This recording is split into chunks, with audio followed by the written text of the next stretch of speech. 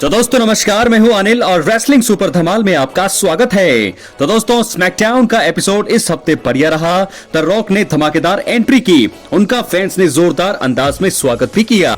आपको बता दें कि रेसलमेनिया 42 को लेकर उन्होंने बड़ा ऐलान किया। कोडी रोड्स को उन्होंने बाहर बुलाया और उनकी तारीफ भी की। हालांकि उन्होंने मौजूदा undisputed WWE champion Cody Rhodes से कुछ ऐसी बातें कही जो शायद ही किसी को समझ आई होंगी। उन्होंने कोडी सहित पूरे WWE यूनिवर्स को कंफ्यूज कर दिया है। जी हां दोस्तों, आपको बता दें कि रॉक ने एक दिन पहले ही ब्लू ब्रांड यानी कि स्मैकडाउन में अपनी एंट्री की घोषणा की थी।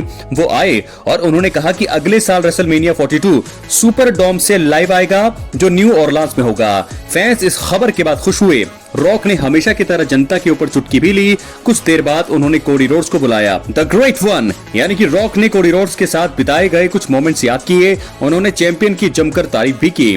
दिग्गज ने कहा कि वो और कोडी रोड्स बहुत अच्छे दोस्त हैं और हमारी माँ भी दोस्त बन चुकी हैं।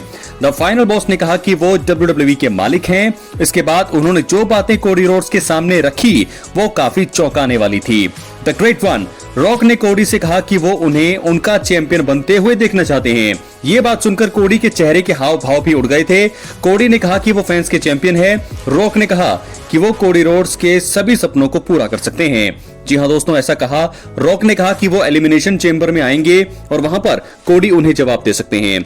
उन्होंने टाइटल की तरफ इशारा करते हुए बताया कि उन्हें इसकी जरूरत भी है। आखिर में रॉक ने कोडी रोड्स से कहा कि उन्हें उनकी आत्मा चाहिए। दोस्तों आपको बता दें कि एलिमिनेशन चेंबर का आयोजन जो है 1 मार्च 2025 में जो है टोरंटो कनाडा में होगा। अब वहां पर कोडी रोड्स और रॉक का आमना सामना होगा। कोडी रोड्स को एक तरह से संकट में रॉक ने डाल दिया है। वो आखिर तक समझ ही नहीं पाए कि द ग्रेट वन रॉक ने उनसे क्या कहा है। डर से उनका चेहरा लाल हुआ।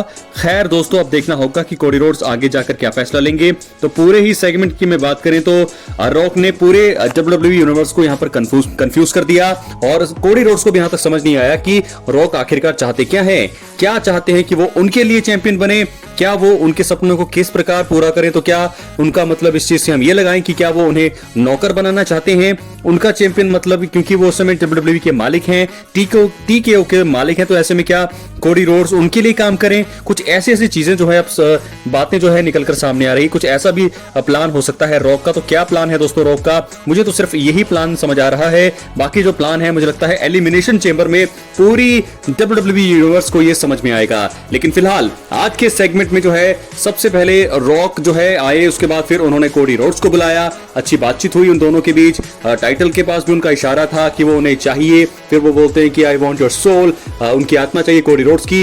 ये सभी बातें इस ओर इशारा कर रही हैं कि वो जो है उनके लिए काम करें, यानी कि टाइटल तो उन्हें चाहिए। और मुझे लगता है कि ये बहुत ही कंफ्यूज में कर दिया है। क्या यहाँ पर चैलेंज किया है रॉक ने रेसलमेनिया 42 के लिए, 41 के लिए कोडी रोड्स को, या फिर 42 में के लिए 1 साल का और बढ़ा दिया है। क्या सारी चीजें कुछ समझ आ नहीं रही। लेकिन मुझे लगता है एलिमिनेशन चेंबर में चीजें साफ होंगी और वहां पर आकर के रॉक पूरी बातों को क्लियर करेंगे कोडी रोड्स के सामने। और देखना होगा कि कोडी रोड्स का क्या जवाब होगा एलिमिनेशन चेंबर में। और फिलहाल देखना होगा कि अब रॉक का अगला कदम क्या होगा एलिमिनेशन चेंबर में। बहुत बहुत धन्यवाद।